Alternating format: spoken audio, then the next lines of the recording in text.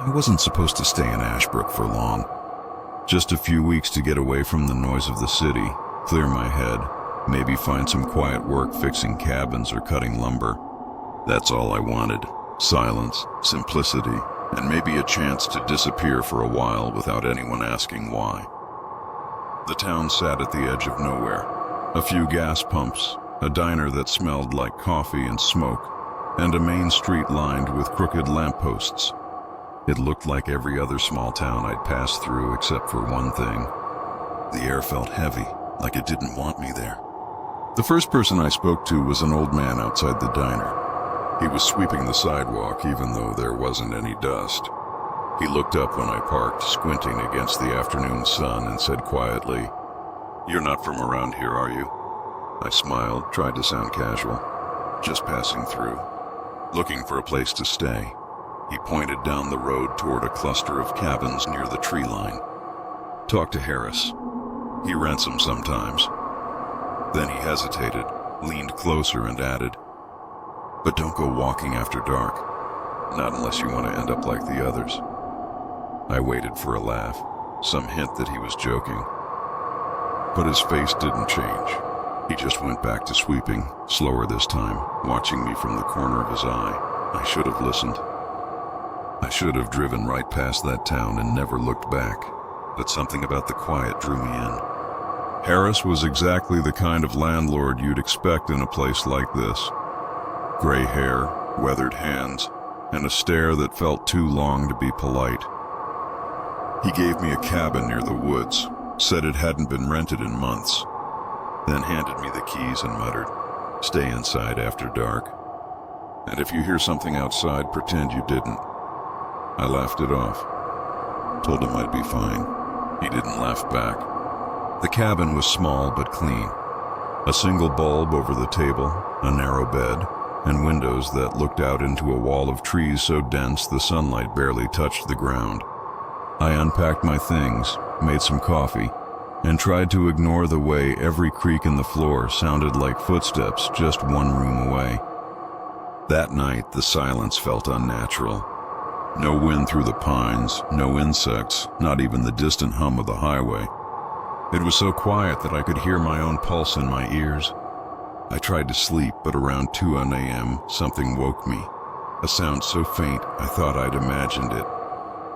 A slow, deliberate knock on the back door. 3 times, soft but heavy enough to rattle the frame. I froze, staring into the dark, waiting for it to happen again. But it didn't. Just silence, so deep it felt like the world was holding its breath. After a few minutes, I convinced myself it was a branch hitting the wood, or maybe the building settling in the cold. But when I finally gathered enough courage to look, the door was perfectly still, and the nearest tree was 20 feet away. In the morning, I walked around back, expecting to see scuff marks, footprints, anything to prove I hadn't just imagined it. But the dirt was smooth, untouched, like no one had been there for days. I told myself to shake it off, to stop overthinking. I wasn't used to small-town silence. That's all it was, I told myself. Isolation playing tricks on my mind. But when I went into town that afternoon, I noticed something strange. People stopped talking when I walked by. They smiled politely, but their eyes flicked past me to something over my shoulder, like they were checking that I wasn't being followed. At the diner, the waitress set down my plate without saying a word. When I asked if something was wrong, she just said quietly, "You're staying out by the ridge, right?" "That's Harris's place?" I nodded. Her hand trembled when she picked up the empty glass beside me. "You should find another cabin," she whispered. "That one doesn't stay empty for long." Before I could ask what she meant, she turned away and didn't come back. That night, back at the cabin, the silence returned, heavier than before. I locked every door, closed every curtain, tried to drown the unease with the sound of the old radio I'd found in a drawer. The static came alive softly, whispering in the dark, filling the room with that low hum of white noise. It helped, for a while, until the signal cut out mid-song. Then came the knock again, 3 slow hits on the back door, followed by something new this time. A voice, barely a whisper, like it was pressed against the wood from the other side. It said my name, once, slow and broken, like whoever it was had to remember how to speak. My blood turned cold. I didn't move, didn't breathe. The voice didn't repeat. It just lingered, like the air was holding on to the sound. When I finally dared to open the curtain, there was no one there. Only the outline of footprints in the dirt, leading away from the door. And halfway down the path, they simply stopped. The next morning, I tried convincing myself I'd dreamed it all. That maybe I'd fallen asleep with the radio on and my mind just filled in the blanks. But when I stepped outside, I noticed the footprints again. They were still there, pressed deep into the dirt, half faded from the morning dew. And just like before, they stopped halfway down the path, like whoever made them had vanished mid-step. I decided not to mention it to anyone. Not yet. People in small towns don't take kindly to outsiders stirring up strange talk. Besides, I needed to work to blend in, to make it seem like I belonged there. Around noon, a man from the next cabin waved at me over the fence. He introduced himself as Tom, middle-aged, broad shoulders, the kind of man who's done hard work his entire life. He smiled easily, but there was a flicker of something in his eyes I couldn't place. Worry, maybe, or guilt. We talked about simple things, the weather, hunting season, the broken road out of town. When I mentioned the knocking I'd heard, his face changed instantly. He looked toward the woods, jaw tightening, then said quietly, "You probably just heard the trees shifting." Happens sometimes when the air's heavy, but his voice told a different story. He wasn't dismissing it. He was afraid of it. That night he came by with 2 beers, said it was neighborly tradition. We sat on my porch as the sun disappeared behind the ridge. The air grew colder with every passing minute, and the woods turned into a wall of black. "You new folks always think this place is peaceful," Tom said, staring into the trees. "But you stay long enough, you start to notice things. The way people leave without saying goodbye. The way no one ever talks about it after." I waited for him to explain, but he didn't. He just finished his beer, nodded once, and stood up to go. Before he left, he looked at me with an expression I still can't forget. "If you hear your name again," he said, "don't answer." I didn't sleep that night. Every sound, every creak of the cabin felt amplified, like the house itself was listening. I turned on the radio again. Nothing but static now, whispering faintly between stations, like it was trying to form words. When I went into town the next morning, I noticed one of the posters on the bulletin board by the diner. It showed a faded photograph of a woman mid-30s smiling awkwardly at the camera. "Missing," it said in bold red letters. "Last seen near the woods behind Harris's cabins." I asked the waitress about it, but she pretended not to hear. When I pressed, she looked at me and said, "We don't talk about that. It's not good for business." Her voice cracked on the last word, like she'd said it too many times before. Later that day, I saw Tom again. He was sitting in his truck, staring at the forest line like he was waiting for something to come out. When I walked up to ask about the missing woman, he didn't look at me. He just said, "You should start packing. Harris will tell you the same." That night, I tried calling the number on the poster, a sister or friend maybe, but the line didn't connect. Just a soft rhythmic tone, repeating every few seconds, almost like breathing through static. Around midnight, I heard movement outside again. This time it wasn't knocking. It was footsteps, circling the cabin slowly, deliberate, crunching over the gravel. I turned off the lamp, sat in the dark, listening. The footsteps stopped right beneath the window, just a few feet from where I sat. I could hear someone breathing. Slow, steady, too calm to be human. Then came the whisper, quieter than before. This time it didn't say my name. It said hers. The name from the poster. Every instinct screamed at me to run, but my body wouldn't move. The whisper faded, replaced by a low scraping sound across the wall, moving from one end of the cabin to the other. Then silence. When I finally looked outside, there was no one there. But in the dirt below the window, new footprints had appeared, smaller this time, like a woman's. They led straight from the woods to my door and stopped, exactly where the others had. The next morning, Harris showed up unannounced. He stood at my doorstep, hat in hand, eyes fixed on the footprints like they'd been waiting for him. "You didn't hear anything last night, did you?" he asked quietly. I lied. Told him I'd slept fine. He nodded slowly, glanced toward the woods and muttered, "It's starting again." Then he turned to leave, but before he reached his truck, he looked back and said something that made my stomach turn. She was the first to go missing from that cabin, and the only one who ever came back.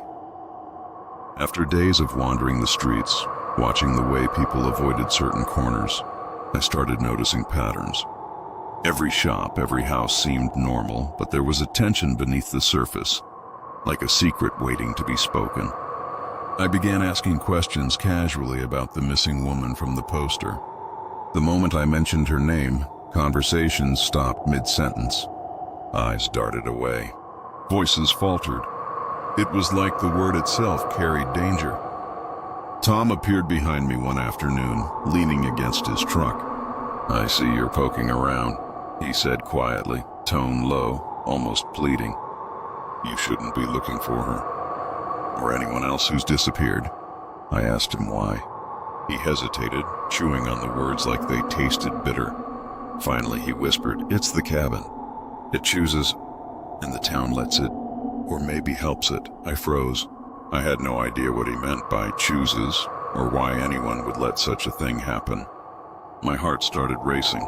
That night I couldn't sleep. The cabin felt alive, almost breathing, each floorboard creaking under invisible weight. I sat in the dark, listening, trying to convince myself it was just imagination. But then I heard it. A soft scratching from the walls, slow and deliberate, like fingernails moving beneath the surface of the wood. I remembered the footprints, how they always ended abruptly. I began connecting dots that I didn't want to see. All the disappearances, the warnings, the way people avoided speaking names aloud. I needed proof, something solid, so I waited until the dead of night, keeping watch by the window.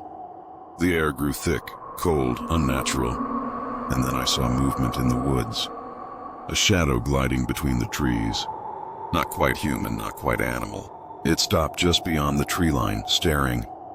I could feel its gaze on me through the glass, and then I saw the first person emerge from the darkness. The missing woman, her face pale, expression blank, moving with a precision that felt wrong. Her eyes met mine, and for a split second I saw recognition, fear, maybe pleading. Suddenly a second figure appeared. Tom, or someone like him, watching her silently, expression unreadable. He didn't move. He didn't intervene. I realized in that moment that the town wasn't just hiding something. They were participating. They knew and they allowed it. The cabins? The woods. The disappearances. All part of some unspoken ritual I couldn't yet comprehend. I wanted to run, but my legs wouldn't respond. I couldn't look away. The woman stopped, then slowly turned, heading deeper into the forest. And then she vanished, just like the footprints, just like the stories whispered behind closed doors. I didn't sleep again that night. When morning came, the town was peaceful as ever. Children played in the streets, the diner smelled of coffee and toast, and no one mentioned the missing woman. But I knew. I had seen her.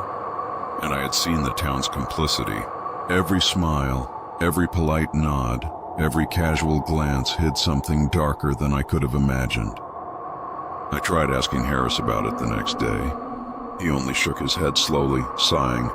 "Once you see it, you can't unsee it. And now you know the rules." Rules? I wanted to leave, to disappear before they noticed I had seen too much. But by that afternoon, I realized leaving wasn't going to be simple. Something about this town, about the forest and the cabins, held me there. And I wasn't the first to notice, and I wouldn't be the last. The nights grew heavier with each passing evening. The silence outside my cabin became almost unbearable, pressing against the windows like a living thing. I tried to convince myself it was just imagination, but something was changing. It started with small things. Objects I left in one place were moved. A chair facing the fireplace would be angled toward the window. A cup left on the table would vanish and reappear on the floor. At first I thought I was forgetting, but the pattern was too precise, too deliberate. Then the whispers began, soft just at the edge of hearing, not words I could understand at first, only tones, low murmurs that made the hairs on my arms stand on end. Sometimes I thought they were my name, sometimes not, always coming from the direction of the woods. One night, I woke to the sound of footsteps across the cabin floor. Slow, dragging, careful. Not like mine, not like Tom's or Harris's. Something else. Something not quite human, yet moving with human intention. I grabbed the flashlight, aiming it across the room. Nothing. Only the shadows stretching like liquid across the walls. Then I noticed the door to the bedroom closet. It was slightly open. A crack wide enough to show the dark. And I knew without a doubt I hadn't left it that way. I froze, heart hammering. I could hear breathing now, soft but steady. Deliberate, from somewhere behind the closet. I couldn't move, couldn't call out, couldn't blink. And then I felt it, a coldness creeping from the floor to my knees, climbing higher. I forced myself to look at the window, and saw her, the missing woman, standing in the woods, staring directly at me. Her eyes were empty, yet filled with some memory of recognition. And then slowly she lifted a hand, beckoning me. I stumbled back from the window, but the hand wasn't gone. I realized she was already inside the cabin. Her shadow stretched across the walls, silent, twisting like smoke in the air. I spun around, flashlight swinging, but she wasn't there. Then came a whisper, clear this time. You shouldn't have come. A voice, soft but terrifying, coming from everywhere and nowhere at once. I froze, every muscle locked. The cabin felt alive, breathing, moving. The walls seemed to shift imperceptibly, closing in. I ran to the door. It wouldn't open. No matter how hard I pushed, it stayed locked. I pounded against it, screaming for anyone. The town, Tom, Harris, someone, anyone. But only the whispers answered. Echoing, laughing softly, repeating my own name. Hours must have passed. Time lost meaning. Then silence returned. Absolute, suffocating, oppressive. When dawn finally came, I found the door unlocked. The footprints in the dirt were back. Not just my own. Multiple sets, all stopping suddenly, as if whoever had made them had vanished mid-step. I didn't leave. I couldn't. Something about the forest and the town had me trapped. And I started noticing more. Signs I couldn't ignore. Windows in houses across the street would flicker with movement. Shadows moving behind curtains where no one was supposed to be. At night I could hear laughter. Soft, almost human, then replaced by silence. Sometimes it was Tom, sometimes Harris, sometimes neither. I began to wonder if they were all part of it, or all victims too. I tried leaving once, packed my bag and drove to the highway, but the road looped back into town. No matter which direction I drove, I ended up in the same place, as if the town itself refused to let me go. By the third night, I understood. The cabins, the woods, the people, they weren't separate. They were all part of the same dark mechanism. Something in Ashbrook collected people, and the town's residents were either the caretakers or the first to disappear. And I wasn't sure which I was meant to be. I looked out the window again that night, and for the first time I saw her clearly. The missing woman standing at the edge of the forest, but now behind her something followed. A tall figure, almost human, moving without sound, eyes fixed on me, waiting. I sat back, unable to breathe, and whispered to myself, this is what Harris meant. The town wasn't hiding its secret. It was living it. And now so was I. I couldn't sleep again. The air felt heavier than ever, almost pressing down on my chest. Every creak of the cabin sounded like someone walking toward me, soft but deliberate. I kept the flashlight on, swinging it across the room, but the shadows never seemed to end. I decided I had to know. I had to see for myself what was happening. So I waited until the town was silent, until even the wind seemed afraid to move. Then I stepped outside. The footprints were there again. Not just my own. A dozen sets of them, leading from the edge of the woods toward the cabins, and then stopping, as if whoever had made them disappeared into nothing. I followed them cautiously, every step crunching in the dirt. The forest around me was impossibly still. No insects, no wind, not even the distant sound of the town. Only the faintest whisper, like a warning, brushing against my ears. And then I saw him. The man everyone seemed to trust. The one who had smiled too wide. Harris. He was standing at the center of a small clearing. The shadows around him moved in ways they shouldn't. Bending, stretching. And behind him a figure I knew all too well. The missing woman.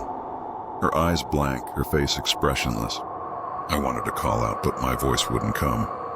The ground beneath me felt strange, almost soft, as if it were swallowing the sounds of my footsteps. And then Harris turned slowly. His smile was the same, but the eyes, empty, dark, alive in a way that made my stomach twist. "You shouldn't have come," he said, voice calm, almost conversational. "But now you see it. Now you understand." The forest seemed to lean closer, the air vibrating with some force I couldn't name. "And the woman?" She moved toward him slowly, like she was drawn by an invisible chain. I stumbled backward, heart racing, trying to comprehend what I was seeing. Harris lifted a hand, and the shadows around him responded, twisting, forming shapes that whispered in voices too faint to recognize. I could hear the missing people, or at least echoes of them, crying softly, whispering my name. The whispers turned into words. "Stay, or leave. But you cannot warn the others." A breeze, or maybe not a breeze, brushed my face, cold and sharp. And then I realized the town wasn't protecting itself. It was feeding it. The evil and the darkness. It grew stronger with every disappearance. I ran back to the cabin as fast as I could. The forest seemed alive, stretching, twisting, trying to slow me down. Behind me, I could hear footsteps, slow, careful, keeping pace, and soft whispers repeating, "Don't leave, stay." I slammed the door, locked it, pressed my back against it, and tried to breathe. But the whispers followed me inside, through the walls, the floor, the air itself. I didn't understand how something so intangible could feel so real, so close. By dawn, I realized the truth. Harris wasn't the only one. The town itself had become part of it. Every person who smiled politely, every neighbor who avoided my questions, they weren't protecting me.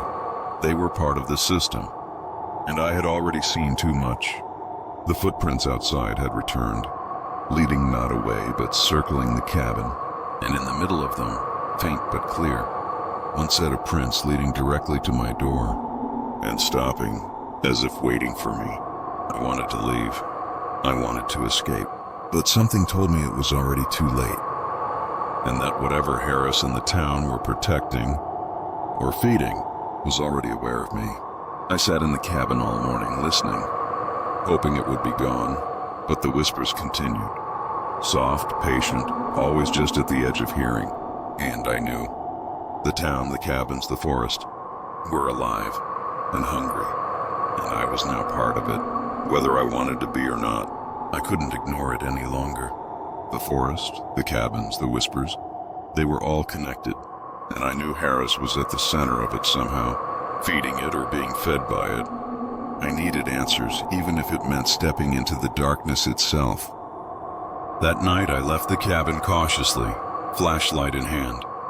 The footprints were waiting again, circling around the cabin, stopping just short of the door. I followed them into the woods, every step heavy with fear and anticipation. The air grew colder, thick with a sense of watching eyes. I heard voices whispering from all directions, low, almost human, but wrong in tone. I couldn't tell if they were calling my name or mocking me or warning me. The trees themselves seemed to lean in closer, listening, judging, waiting. Then I saw him, Harris, standing in a small clearing. The shadows around him shifted and writhed like living things, and behind him the missing woman, her expression blank. Her eyes slowly turned toward me, empty yet pleading at the same time. Harris smiled that same wide smile, and this time it was different, colder, knowing. "You've seen too much," he said calmly, "but you'll see even more if you dare step closer." I took a step forward. The ground beneath me trembled slightly, subtle, like the forest itself was warning me. The shadows responded, stretching toward me, whispering in voices I recognized.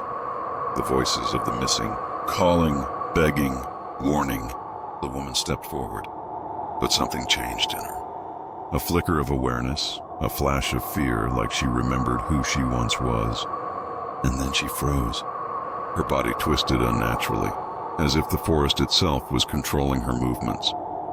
Harris raised a hand, and the shadows obeyed, bending around him, forming shapes that whispered secrets in a language I couldn't understand. I realized then that this wasn't just a man. He was a conduit, a part of the evil that lived in Ashbrook, and the town, every smiling neighbor, every polite wave. They all fed it, or became it. Eventually, I tried to turn and run, but the forest seemed endless, looping back on itself. Every path I took led me closer to the clearing, to Harris, to the woman, and I could feel the presence in the air, growing stronger, patient, hungry. Suddenly the woman raised her hand, and a low hum filled the clearing, vibrating through the trees, the dirt, the air. It wasn't just sound, it was a presence, a force, something alive and aware. I stumbled back, almost falling. My vision blurred.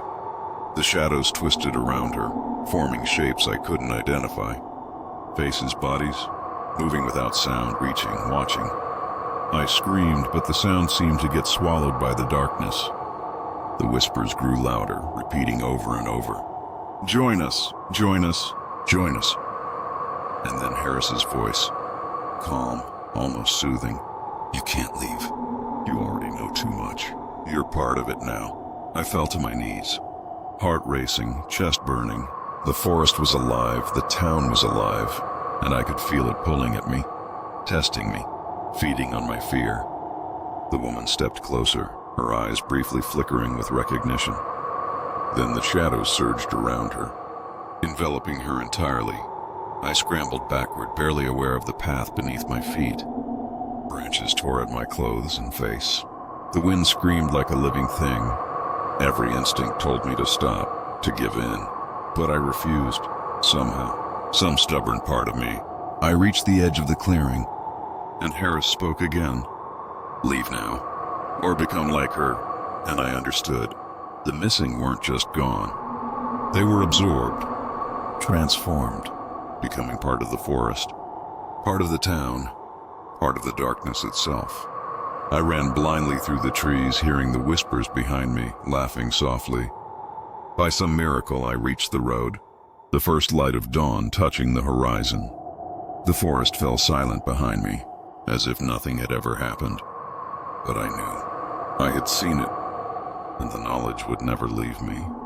Even now, when I close my eyes, I can feel it, waiting, patient, knowing I saw too much. Ashbrook isn't a town, it's a trap. And Harris, he wasn't human anymore. He was the forest, the shadows, the town itself. I thought I had escaped Ashbrook. The road stretched before me, empty, quiet. Sunlight breaking through the trees, making everything look ordinary. Harmless. For a moment, I believed I could leave it all behind. But when I glanced back, I saw something impossible. The forest edge was alive, moving, shifting, shadows crawling along the tree line, stretching toward the highway. And in the very center, Harris, smiling, patient, waiting. I drove faster, heart hammering, hands gripping the wheel. The town seemed endless, looping like it had swallowed me whole. Every turn led me back, Street signs changing, buildings I didn't recognize. Ashbrook refused to let me leave. That night I stopped at the edge of the woods. I could feel the presence, stronger now, more focused. Whispers in the wind, soft but insistent, calling my name. And I realized the missing weren't gone. They were here. Trapped in the dark corners of the town, shadows of themselves. I saw the woman again, standing among the trees, her eyes flickering with recognition, pleading silently. But she didn't move. Couldn't move. The darkness held her like a cage. And Harris, or whatever he had become, watched her with satisfaction. I knew then the truth. This wasn't just a town. It wasn't just one man. It was a living system of darkness, feeding on fear, on disappearance, on human vulnerability. And the people, every polite nod, every greeting, were part of it. Either protectors or prisoners, I couldn't tell which. I tried leaving again, driving blindly through endless streets, following the signs. But every time I thought I was free, the forest edges appeared closer, the shadows taller. The whispers never stopped. You saw too much. You belong now. That night I decided to confront it, to understand what had trapped the town for generations. I returned to the cabin, flashlight in hand, bracing myself for what I could not name. The footprints were back, circling the cabin. I stepped carefully, following them to the small clearing behind the trees. Harris was there, exactly where I had seen him. The shadows thickened, twisting into shapes I couldn't fully comprehend.